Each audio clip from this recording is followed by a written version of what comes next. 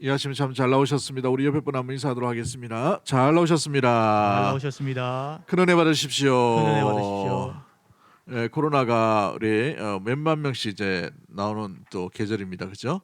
3월 달 되면은 뭐 30만 명까지 간다. 뭐 이런 말이 있던데 각별히 유의하시고 무엇보다도 이런 전염병 가운데에서 자기 자신을 온전히 지켜나갈 수 있으면 좋겠고 또 이렇게 뭐 젊은 분들은 보니까 금방 왔다가 지나가고 뭐 이런 것 같아요. 우리 노예 안에서도 목사님들 몇 분이 또 이번 주간 안에도 몇 분이 걸리셔가지고 다행히 이렇게 온라인으로 회의를 해가지고 다행이지. 아이고 그 자리 갔으면 큰일 날 뻔했습니다. 참, 각별히 유의하시고 저도 그 진단 키트 그걸 좀 사가지고 계속 이제 조금 이상하면 콧구멍을 찌릅니다. 얼마나 아픈지. 한 번 할 때마다 코가 얼얼하더라고요. 해서 또 검사하고 이렇게 해서 저도 저 자신을 좀 지키려고 그렇게 하고 있으니까 특별히 더 유의하시고 또 환절기 다 돼가는데 감기도 유의하시면 좋겠습니다. 어제 우리 3시 이후에 우리 전상욱 집사님 경대병원 중환자실에 위급하다는 이야기를 듣고 가서 이렇게 보니까 좀 편안하게 누워 계시고 이미 호흡이 좀 이제 짧게 이렇게 있던데 기도하는 중에 또 성도들 또 우리 가족들과 함께 또 기도하는 중에 또 주의 부르심을 받았습니다. 편안한 죽음이지만 그 가족들은 얼마나 또 큰 슬픔과 또 아픔이 있겠습니까? 특별히 많은 기도를 부탁드리고 특별히 내가 어떤 말로 표현을 못하겠다 그러면 같이 울어주시고 특별한 말이 아니라 또 마음과 마음이 사랑이 전달될 수 있도록 그렇게 해주시면 감사하겠습니다. 나이대가 저하고 비슷한 나이대라 가지고 얼마나 더 안타까운지 참 가슴도 아프고 어제도 유족들 안고 울기도 하고 뭐 이렇게 했습니다만은 여기보다 더 좋은 하나님의 나라 천국에 들어간 줄 믿습니다. 그런 소망을 가지고 우리가 믿음 가운데 날마다 갈 수 있는 우리 모든 가족들 되기를 주의 이름으로 간절히 축복합니다. 아멘. 오늘 본문의 말씀을 통해서 믿음의 사람과 함께하는 믿음, 믿음의 사람과 함께하는 믿음이라는 제목으로 말씀을 나누도록 하겠습니다. 성경의 인물들을 보면 위대한 인물들의 이 발자취가 정말 위대한 감동으로 느껴질 때가 있죠. 우리가 살펴봤던 이 에녹과 또 노아 그리고 아브라함 또 우리 오늘 본문에 살펴보는 이 사라도 마찬가지입니다만은 그런데 이 성경의 인물에 특히 이 믿음장이라 말하는 이 히브리서 11장 전체를 보면 대부분이 남자 중심으로 되어 있는 것을 보게 되는데 오늘 처음으로 여자분이 등장합니다. 여자분이 등장하는데 누구예요? 아브라함의 아내였던 사라라는 여인이었습니다. 그만큼 그 가치와 그 믿음이 대단하기 때문에 믿음의 사람 여인 중에 가장 먼저 이름이 기록되어 있고 또 인정하고 있고 주님께서 세우시고 주님께서 보기에 기뻐하시는 믿음의 소유자이기 때문에 믿음으로 사라는 이렇게 믿음장에 사라의 인물이 등장하고 있는 것을 보게 됩니다. 그런데 성경에 보시면 특별히 아브라함의 부르심 가운데에서 사라는 어떻게 반응했을까? 성경에는 그 반응을 했다는 모습들이 없어요. 어떻게 반응했는지, 그죠? 그런데 이 반응이 없지만 전체적으로 통해서 우리가 살펴볼 때 이 사라라는 여인이 우리가 어떤 선입견으로 알고 있는 남편 바가지를 긁고 질투나 하고 그런 여인이 전혀 아님을 우리가 보여주게 됩니다. 이 사라라는 여인이 남편에 대해서 질투하거나 이런 것은 언약의 아들이 핍박을 받기 때문에 딱 한 번이에요. 그래서 전체적으로 전반적으로 봤을 때에 믿음의 순종적인 정말 남편을 잘 세워줬던 여인, 그 믿음의 여인이 바로 사라라는 여인이었다는 것을 알 수가 있죠. 믿음의 사람 아브라함이 믿음의 사람으로 될 수 있었던 이유가 바로 믿음의 사람 아내인 사라가 있었기 때문에 그런 것이죠. 그러면 오늘 본문을 통해서 사라의 믿음은 어떤 믿음인가, 어떤 모습의 특징들이 있는지 우리가 그 믿음을 통해서 교훈을 삼으면서 우리의 믿음도 아름다운 이 사라의 믿음으로 날마다 나아가 교훈을 삼고 주님이 기뻐하시는 믿음으로 날마다 자라가고 나아가게 되기를 주님의 이름으로 간절히 축복합니다.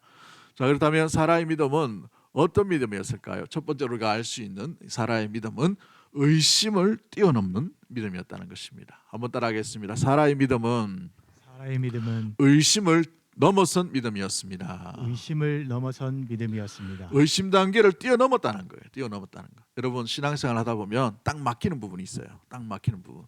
어떤 성도님들은 과학자인 성도님들이 있어요. 특히 뭐 지식적인 그런 과학적인 그런 학문을 다루거나 연구를 하신 분들은 창세기 1장 읽다가 덮어버립니다.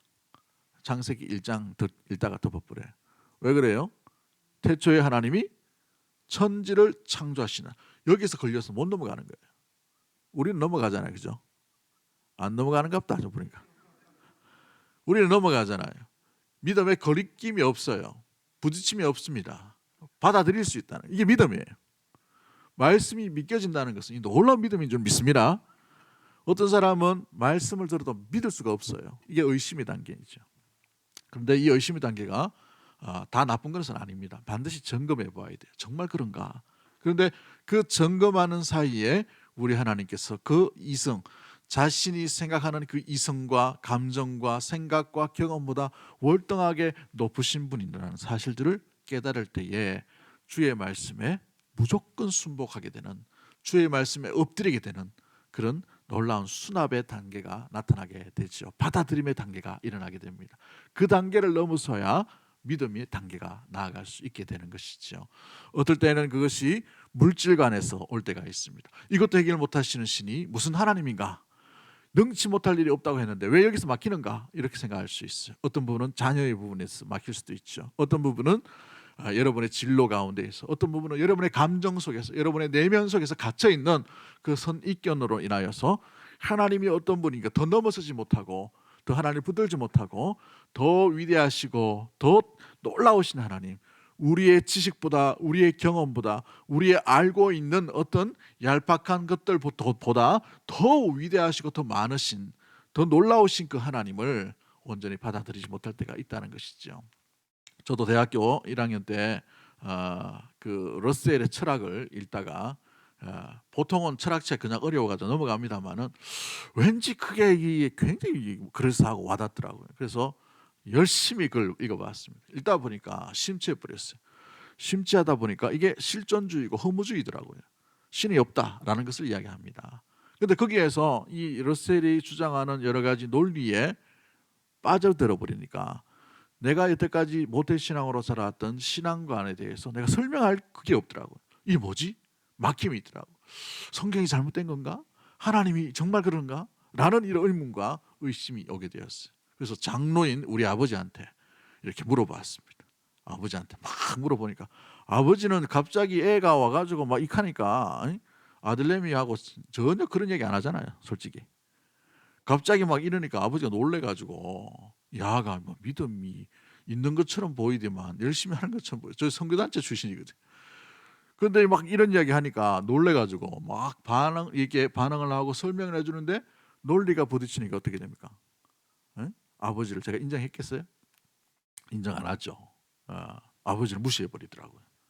아버지는 아무것도 모른다. 이렇게 제외시켜 버리고. 똑똑한 선배를 찾아갔습니다. 선배한테 막 따지듯이 물었어요. 이런데 하나님이 어떻게 하냐? 하나님이 어떤 분이냐? 좀 알려달라 하니까 여러분 이미 접근법이 다른데 하나님을 알려달라 이게 말이 되겠어요? 안 되죠. 그래서 그 선배도 설명해 주려고 최선의 노력을 했습니다만은 저한테 쉽게 어떤 이해되는 그런 내용으로 안 들려지더라고요. 그런데 1년이 지나고 난 뒤에 문제가 어디에 있는가를 발견하게 되었어요. 그렇죠. 출발과 시작이 이미 하나님을 부인하는 철학이었어요. 하나님을 인정하지 않는 철학관과 이 세계관을 가지고 나아갔던 방향이었다는 것이죠. 하나님을 만날 수 있겠습니까? 없겠습니까? 만날 수가 없어요. 하나님을 이해할 수도 없죠. 그래서 제 지식과 제 암과 제 경험과 여기에만 갇혀서 하나님을 판단하려고 보다 보니 하나님을 발견할 수도 없고 오히려 더 헤매게 되는 것이죠. 영적인 혼란이 이렇게 되는 것을 보게 됩니다. 여러분, 우리의 생각보다, 우리의 지식보다, 우리의 암보다, 우리의 경험보다 더 위대하시고 더 지혜가 풍성하신 분이 우리가 믿는 신실하시고 우리의 믿는 능력의 하나님인 줄 믿습니다. 아멘. 그 하나님을 받아들이는 것이죠. 차라리 몰랐다면 오히려 더 순수한 믿음이 되었을 텐데, 그런데 그 경험이 지나고 난 뒤에 오히려 하나님을 한 번도 의심하게 되지 않은 그런 놀라운 감사한 일도 있었습니다. 핍박이 오고 또 때로는 물질의 어려움도 오고 정말 가난하게 처했을 때에도 한 번도 하나님이 살아계시면 의심하지 않게 되는 그런 일들이 일어나게 되었습니다만은, 사랑하는 성도 여러분, 이 사라의 모습들을 바라보면서 의심이 왜 안 들었을까 한번 생각해 보십시오. 사라도 그때나 지금이나 똑같은 사람이에요. 그죠? 예전이나 지금이나 똑같은 우리와 같은 어떤 경험, 어떤 내용들, 어떤 생각들 했을 것입니다. 창세기 12장 1절부터 3절까지 말씀을 돌아가 보면 여러분 한번 잘 보십시오. 아브라함을 하나님께서 갈대아 우르에서 75세에 부르십니다. 몇 세예요? 75세. 사라의 나이가 얼마입니까? 65세예요. 그죠? 나이 들 만큼 들었다는 거예요. 그죠? 75세에 부르셔가지고 갈대아 우르에서 부르십니다. 본토 친척 아비 집을 떠나라. 내가 지시할 땅으로 가라. 세 가지 약속을 하죠. 첫 번째가 땅을 주시겠다. 두 번째가 아들 주시겠다. 쉽게 말하면 세 번째가 너를 통해서 복의 근원으로 삼겠다. 이 세 가지 약속을 주셔요. 축복권을 주신단 말이죠. 그럴싸합니다. 그런데 한번 잘 보십시오. 지금 다 가지고 있어요. 자녀만 없지.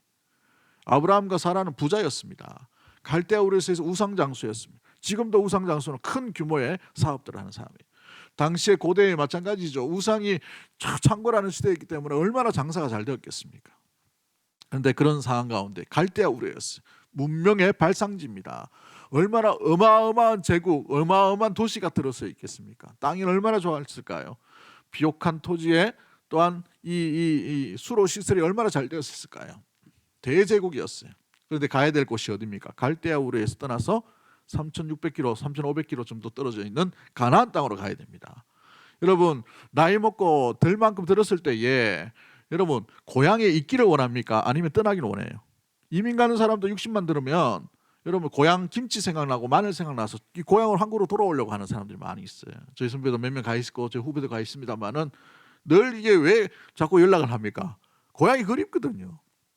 가서 뭐 성공했는 것처럼 보이고 가서 뭐 떵떵거리면서 저희고 보이고 집도 그럴싸하게 보이지만 사람이 본향 자기 집이라는 것은 잊힐 수가 없는 모습들이죠. 그렇죠?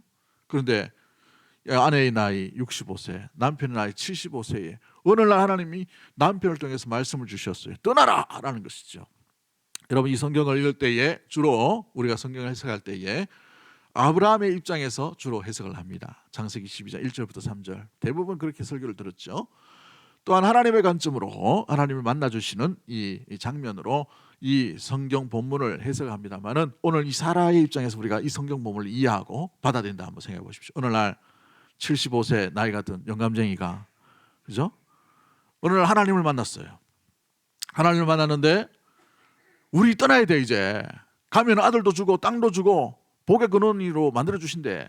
그럴싸합니다. 근데 뭐예요? 다 갖췄는데 아들만 없어요. 그래? 아들 준다고? 가볼까?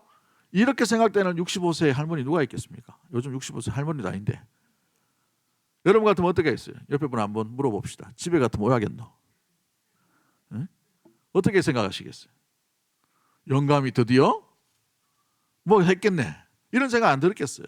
그런데 성경을 보십시오. 사라는 이 부분에 대해서 남편에 대해서 바가지 긁었거나 남편에 대해서 뭐 땡깡을 부리거나 여러분 몸 좀 눕구나 아니면 궁식해서 막 데모를 하거나 이렇게 한 적이 전혀 없다는 것을 보여주고 있어요. 그냥 순순히 이렇게 넘어가 버리죠. 왜 이렇게 순분히 넘어가고 있습니까? 뭐 했다는 말이에요? 믿음의 사람 아브라함을 통해서 믿음의 사람 사라도 역시 그 말씀에 뭐 했다는 말입니까? 순종했다는 말이에요. 순종의 길로 이 갈대아 우르를 떠났다는 말입니다. 할렐루야. 그래서 어찌 보면 아브라함의 믿음보다 누구의 믿음이 더 위대한 믿음이에요? 사라의 믿음이 더 위대합니다. 아브라함 보십시오. 하나님을 직접 대면해서 하나님의 음성을 듣고 하나님의 말씀을 들었어요. 하나님의 기적을 제일 많이 체험했던 사람입니다. 말씀을 들었어요. 분명히 또렷또렷하게 여러 번 언약에 하나님이 재확인하시고 또 확인하시고 또 확인하시고 표피를 베면서까지도 하나님께서 그렇게 약속하신다고 계속해서 증거를 보여주시잖아요. 그런데 그걸 전에 들었던 사라의 입장을 한번 보십시오. 뭘 믿고 움직입니까? 뭘 믿고 순종해요? 누구 믿고 순종하는 겁니까? 아브라함의 말을 듣고 순종의 길로 걸어가고 있는 것이죠. 누구의 믿음이 더 위대할까요? 기적을 직접 체험했던 아브라함을 보십시오. 갈대아 우르에서 떠나서 가나안 땅으로 가라 했는데 가자마자 어떤 일이 나요? 가뭄이 듭니다. 당장 가뭄이 드니까 가장이었던 아브라함이 무슨 생각을 합니까? 보따리 싸라. 어디로 내려가자? 애굽으로 내려가자 했던 사람이에요. 애굽으로 내려가니까 불안하잖아요. 자기 와이프가 너무 예뻐요. 그러니까 애굽 왕이 시시탐탐 노릴 것 같거든. 이 사라 때문에. 그래서 사라에게 뭐라고 얘기합니까? 당신을 내 처라 하지 말고 누이라 하라라고 속입니다. 이런 비겁한 남편이 어디 있어요? 자기 살려고 거짓말하는 것이죠. 그러면 이 사라를 온전히 지켜주고 이렇게 해야 되는데 이렇게 비겁하게 나갔던 남편이었어요. 하나님의 기적, 하나님의 말씀하심, 하나님의 은혜, 하나님의 현장 체험 다 했던 사람이었어요. 아브라함은. 그럼에도 불구하고 아브라함은 갈대아 우르에서 가나안 땅에 머문 것이 아니라 애굽으로 블레셋으로 도망다녔던 사람이었어요. 그런데 그 말을 들었던 사라를 보십시오. 끝까지 자기 남편과 함께 온전히 나아가고 있는 모습들을 보게 되지요. 그러므로 아브라함의 믿음도 위대하지만 그 말과 그 내용들, 그 삶을 통해서 볼 때에 하나님이 함께하심, 하나님의 흔적들, 하나님께서 전해주신 남편을 통해 전해준 그 말을 의심 없이 받아들인 이 사라의 믿음은 더욱더 더 큰 믿음 가운데 있는 것을 보게 되죠. 우리 예수님께서 뭐라고 말합니까? 도마에게 넌 보고도 믿느냐? 보지 않고 믿는 자가 복되도다라고 하는 것이죠. 사라의 믿음이 바로 이와 같은 믿음이었다는 사실입니다. 여러분, 의심의 단계를 뛰어넘었다는 것이죠. 그런데 다 준 것 같아요. 하나님께서 여러 가지 일들을 하셨습니다. 그런데 한 가지가 이루어지지 않죠. 24년이 돼도 이루어지지 않습니다. 뭐가 이루어지지 않습니까? 자기에게 자녀를 주시겠다는 것이 이루어지지 않아요. 65세, 70세가 되었어. 80세가 되었어. 89세가 되었는데도 여전히 이루어지지 않습니다. 그런데 이 89세 때에 이 아브라함의 나이 99세, 사라의 나이 89세 때 하나님이 또 나타나십니다. 창세기 17장이죠. 17장에 나타나셔서 뭐라고 말씀하십니까? 희망 고문을 또 한 번 더 하시죠. 너에게 자녀를 주겠다. 자녀를 주는데 다른 자녀가 아니라 사라를 통해서 줄 테니까 사라의 이름을 사라라고 바꾸고 네 이름을 아브라함에서 아브라함으로 바꾸라라고 얘기합니다. 아브라함의 뜻이 뭐예요? 열국의 아버지라는 뜻이고 사라의 뜻이 뭐예요? 열국의 여러 나라의 어머니다. 민족의 기원을 형성하는 아름다운 조상이 될 거다라고 이렇게 약속하는 것이죠. 몇 살이라고요? 89세고 남편이 99세였어요. 이 말씀을 가장 먼저 아브라함이 전해 듣게 됩니다. 아브라함이 이 말을 들었을 때에 75세 때는 온전히 믿고 온전히 순종했어요. 그런데 99세가 되니까 자기의 몸이 죽은 걸 알잖아요. 99세인데 창세기 17장 17절에 아브라함의 반응을 한번 보십시오. 우리 본문 말씀 같이 볼까요? 시작. 아브라함이 엎드려 웃으며 마음으로 이르되 백세 된 사람이 어찌 자식을 낳을까? 사라는 90세니 어찌 출산하리요? 뭐에 따라고 되어 있습니까? 웃었다라고 되어 있어요. 웃었다. 비웃었다는 거예요. 피식 웃었다는 거죠. 아이고 하나님도 참 주책이셔. 하나님도 참 이제 너무하시네. 내 나이 99세에 뭘 기대할 게 있다고 이제 내 옆에 있는 이스마엘이나 잘해달라고 이렇게 하나님께 부탁을 합니다. 아니라 하나님은 사라를 통해 자녀를 주시겠다 또 약속을 하시는 거예요. 하나님이 이쯤 되면은 좀 상식이 없은 하나님, 이성의 어떤 제한을 잘 모르시는 하나님, 사람의 육체를 지으셨는데 육체의 생체 리듬을 모르시는 하나님인가 생각할 수 있죠. 또 사라에게 나타나셔서 하나님께서 아브라함과의 대화 가운데에서 사라가 귀를 기울이면서 이제 옆에서 듣게 됩니다. 창세기 18장 11절과 12절 말씀에 뭐라고 되어 있습니까? 시작. 아브라함과 사라는 나이가 많아 늙었고 사라에게는 여성의 생리가 끊어졌다. 여성으로서의 어떤 생산 능력을 어떻게 했다는 말이에요? 멈췄다는 말이에요. 끊어졌다는 말이죠. 그럴 때 12절 말씀 한번 보십시오. 사라가 속으로 뭐 했다라고 되어 있어요? 웃고라고. 속으로 웃었어요. 속으로. 마음속으로 얼마나 웃었겠습니까? 89세 할머니가 애 낳는다 하니 얼마나 웃었겠어요. 야, 이건 하나님이라 너무하시네. 하나님 농담도 참 대단하시다라고 마음속으로 여겼단 말이죠. 마음속으로 여기고 그로 인하여서 뭐라고 얘기합니까? 자기의 현재의 상태를 그대로 진단을 하죠. 내가 노쇠하였고 내 주인도 늙었으니 내게 무슨 즐거움이 있으리요 라고 이렇게 말합니다. 나는 이미 늙었다는 것, 자기 자신의 몸을 다 알고 있는 것이죠. 어찌 보면 죽을 날을 기다리고 있는 그런 형편 가운데 있는 사람이었어요. 그럼에도 불구하고 이 하나님에 대해서, 하나님의 말씀에 대해서, 지금 임하시는 하나님의 말씀에 대해서 현실과 비교할 때에, 정말 상식과 비교할 때, 정말 생체 리듬과 비교할 때에 하나님의 말씀이 터무니없는 말씀이다라는 그런 마음으로 비웃었다는 말이죠. 마지막 단계 의심의 순간이 찾아오게 됩니다. 65세 때 갈대아 우르는 순종의 마음으로 왔어요. 기대하는 마음으로 왔습니다. 거기까지는 했습니다. 그런데 그 이상을 넘지 못하는 것이죠. 여러분, 우리 신앙생활 하다 보면 10년, 20년 하다 보면 막힘의 순간이 있습니다. 여러 순간 가운데 우리가 일하지고 또 섬기고 주님을 예배하고 나가지만 하나님이 여기 이 부분에서는 야, 하나님도 별 수 없구나, 하나님도 여기에서는 아니구나, 하나님이 여기서는 어떤 일도 일으키지 않는구나, 하나님의 일하심, 하나님의 움직이심, 하나님의 역사하심 여기서 끝나는구나. 그래, 거기까지만 믿어야지. 그 순에서만 믿어야 되지. 그 수수만만 우리가 상식적인 하나님만 받아들여야 되지. 우리가 하나님에 대해서 하나님을 제한할 때가 있단 말이죠. 보십시오, 육체가 죽지 않았습니까? 남편이 늙지 않았습니까? 내 이 몸의 생리가 끊어지지 않았습니까? 이제 인생의 나이가 이제 89세요 남편이 99세면 끝난 거 아닙니까? 그런데 여기서 더 뭘 하십니까? 하나님 거기까지요. 여러분, 거기까지면 거기까지 멈춘 신앙으로, 멈춘 믿음으로 나갈 수밖에 없는 것이죠. 신앙은 이것을 뛰어넘는 것이 믿음인 줄 믿습니다. 어떤 제한도 하나님 앞에 두지 않는 것이 믿음인 것이에요. 여러분, 하나님이 어떤 분이십니까? 하나님은 능치 못할 일이 없는 하나님이시죠. 그래서 이 사라의 비웃음 가운데 우리 하나님께서 친히 나타나셔서 뭐라고 말합니까? 창세기 18장 14절 말씀, 우리 크게 한번 읽어보도록 합니다. 창세기 18장 14절 시작. 여호와께 능하지 못한 일이 있겠느냐. 할렐루야. 우리 다시 한번 큰 목소리로 한번 믿음의 고백을 담아서 한번 읽어봅니다. 시작. 여호와께 능하지 못한 일이 있겠느냐. 여러분, 여러분에게 질문을 던져보십시오.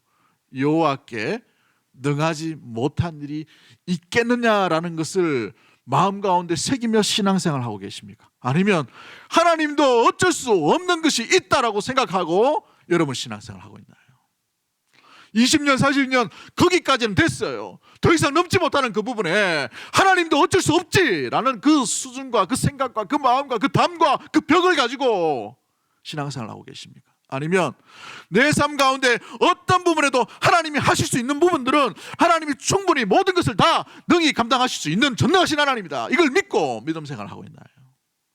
우리가 이 수준 가운데에서 의심을, 담을 보이지 않게 우리 내면 가운데 간직하고 있다면 의심의 단계를 뛰어넘지 못하고 그저 그런 상태에서 멈춰있는 신앙생활로 만족하며 살아가는 거예요. 그래, 뭐 나이 많고 돼서 그 상황이면 됐지 뭐, 포기하는 것이죠. 자기 스스로 하나님을 제한하고 있는 것이죠. 내 삶 가운데에 하나님도 어쩔 수 없지라고 제한해버리는 것이죠. 하나님도 돌파구는 없는 것, 그래서 하나님이 어쩔 수 없이 이렇게 내버리는 것은 아닌가라고 의심의 단계, 안개처럼 견고하게 담겨져 있는 그 상태로 넘지 못하고 그 상태에 머물러서 여전히 가나안 땅의 이 놀라운 축복과 복의 근원인 그 삶을 누리지 못하는 그 삶으로 살아가게 되는 것은 아닌지 우리 자신을 한번 돌아보기를 원합니다.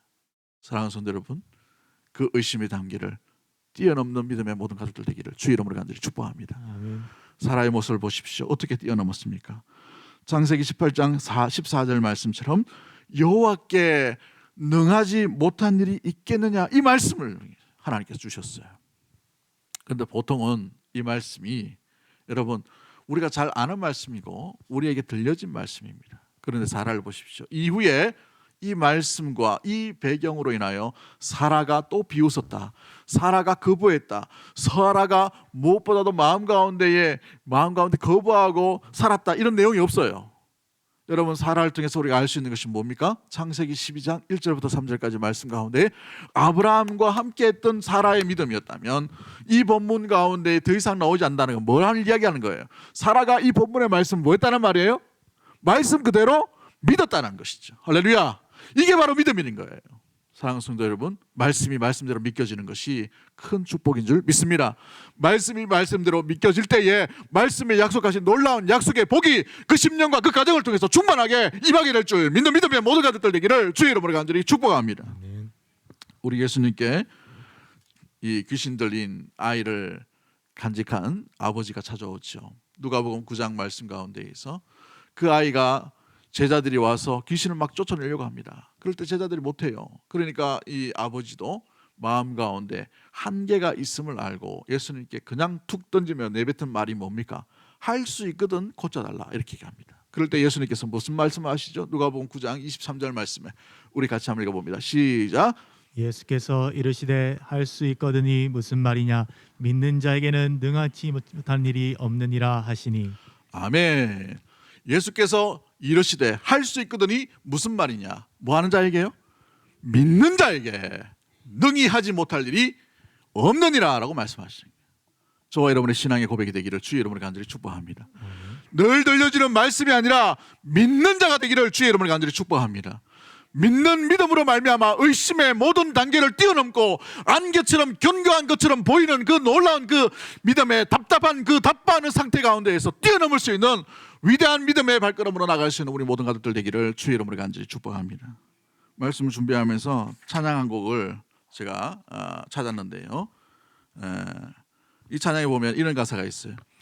안개가 날 가리워 내 믿음 흔들리리 할 때에 나 주님께 나아가네.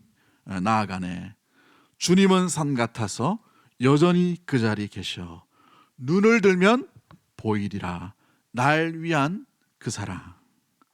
좋은 그 찬양을 이야기하면 아멘도 좀 하고 이렇게 하시면 좋은데. 할렐루야. 그렇죠. 안개가 날 가리워 내 믿음 흔들리리 할 때에, 그렇죠? 나 주님께 뭐 한다고 되어 있어요?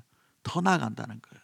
성령께서 우리 가운데에 말씀으로 그 의심과 의문과 답답한 벽 가운데 있는 성도들에게, 믿음의 심령들에게 성령께서 우리에게 깨닫게 하시는 말씀이 있다는 말이죠.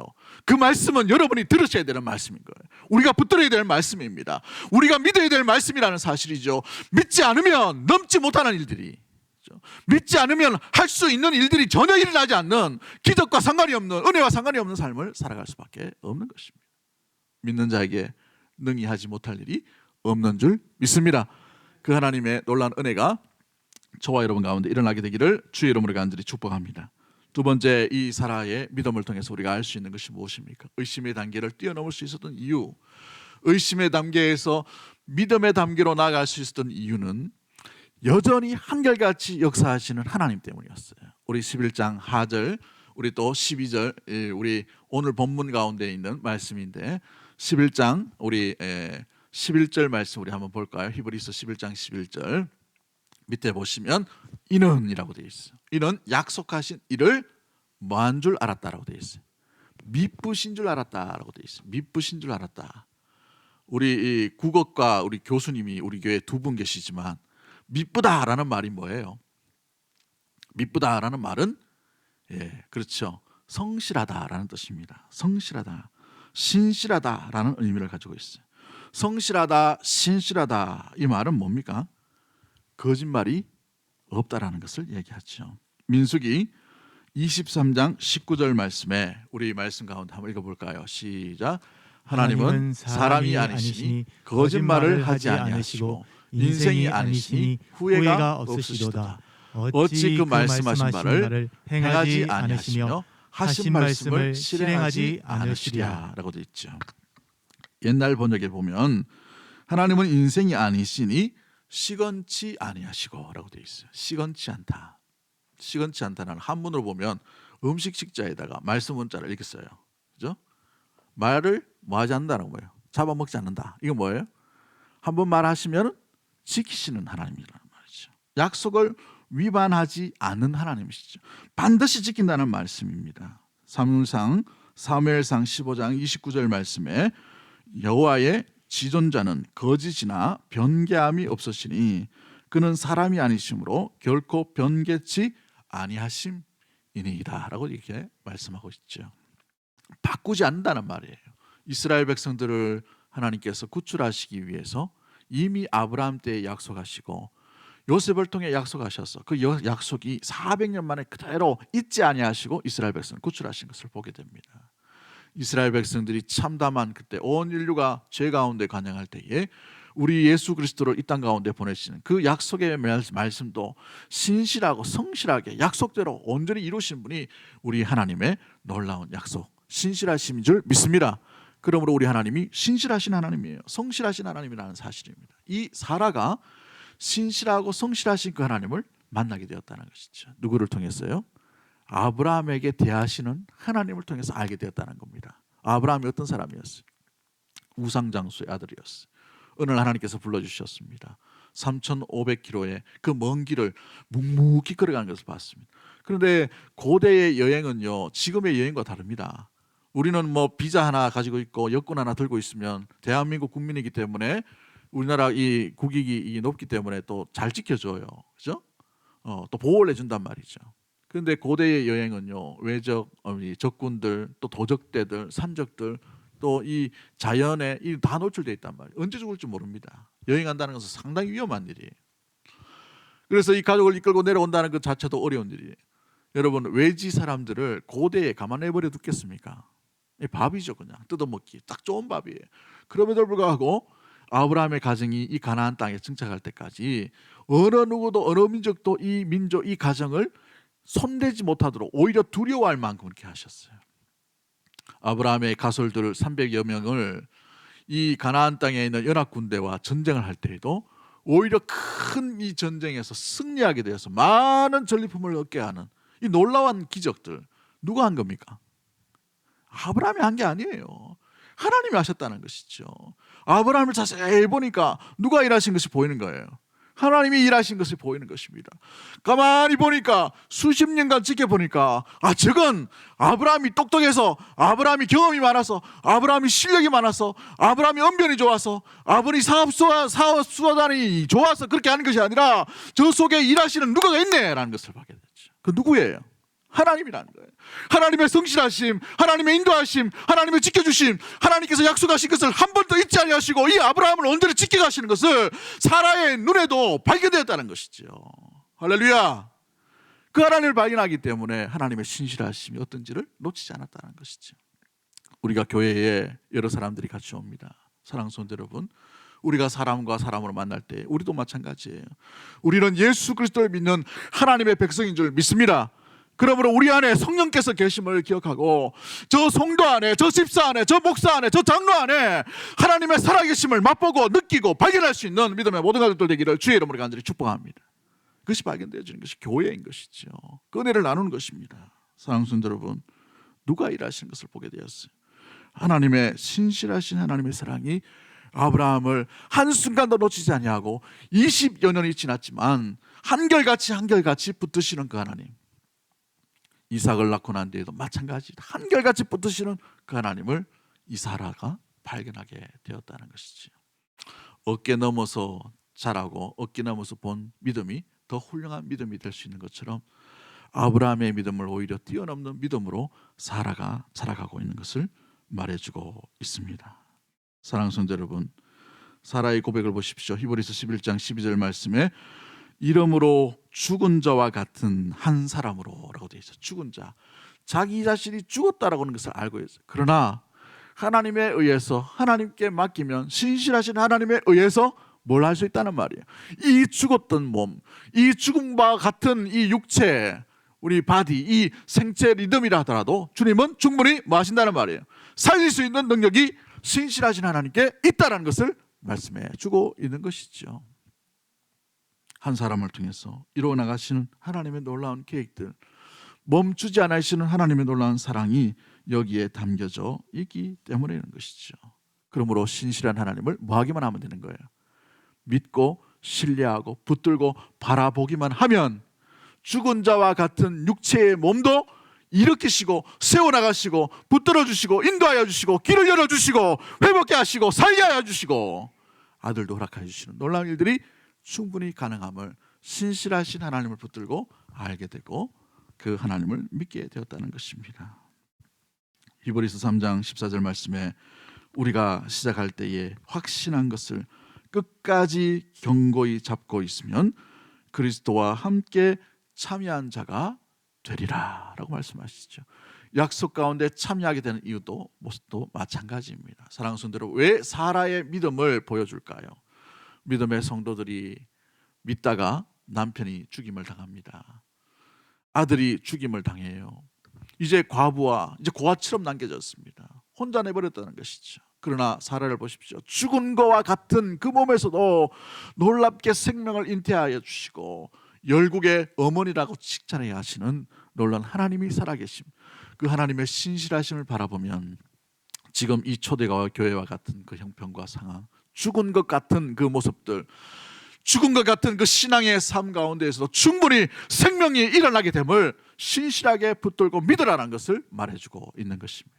오늘날도 마찬가지입니다. 오늘날 형편 가운데 우리가 상황을 돌아보면 썩 좋은 환경이 아닙니다. 과학적인 문명들이 너무나도 좋게 사람은 편리하게 되어 있지만 우리의 내면과 우리의 신앙생활은 점점 더 위축되어지고 점점 더 고립되어지고 점점 더 외로워지고 점점 더 길을 잃어버리는 신앙생활과 같은 그런 모습들을 보게 되지요. 그런 형편 가운데에 우리의 모습도 마찬가지입니다. 보니 아무것도 기대할 것이 없고 아무것도 건질 것이 없고 아무런 소망이 없는 것처럼 보일 때에 누구만 의지하라는 거죠?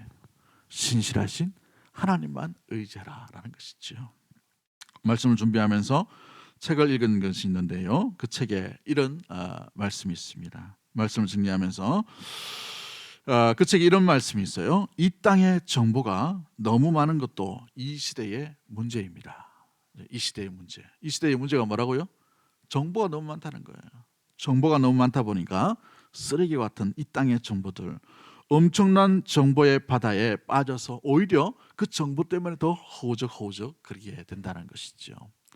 위를 바라봐야 되는데 위를 바라보지 못하고 온통 그 정보들로 인하여서 우리의 내면, 우리의 마음과 우리의 형편들을 덮어버리게 됩니다.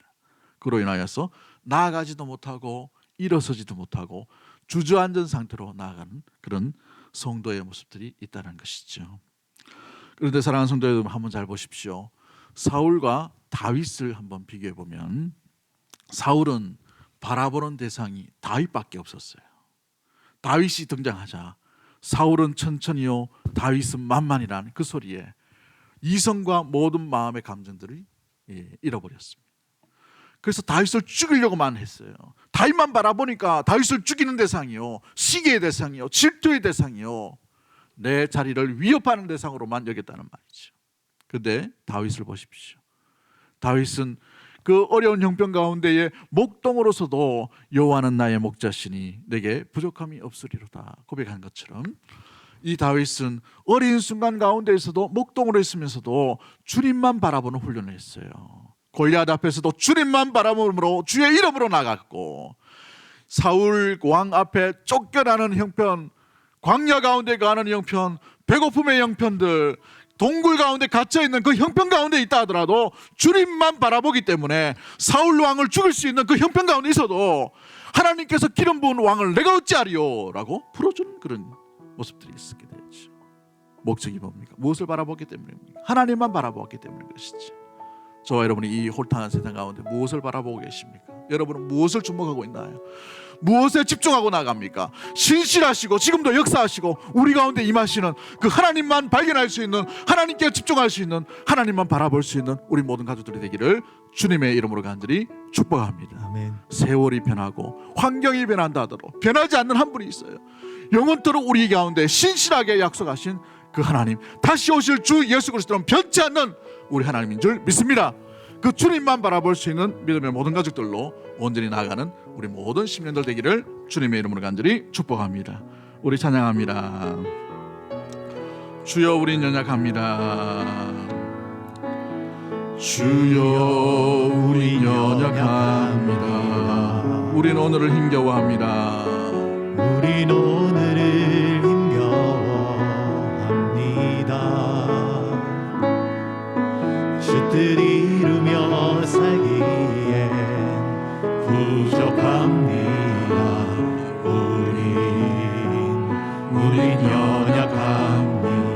주여 우린 넘어집니다. 주여 우린 넘어집니다. 우리 하루 또 실수합니다. 주의 긍휼을 구하는 죄인입니다. 우린 주만 바라봅니다.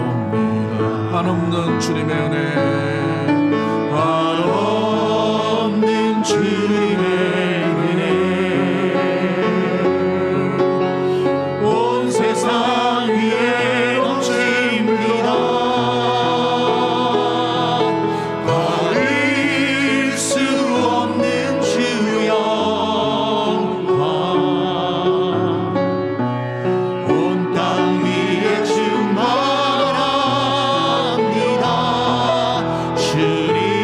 주님만이 길이오니 우린 그 길 따라갑니다.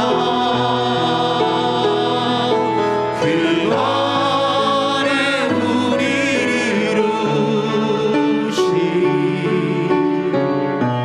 주는 완전합니다. 그 안에 우리를 이루신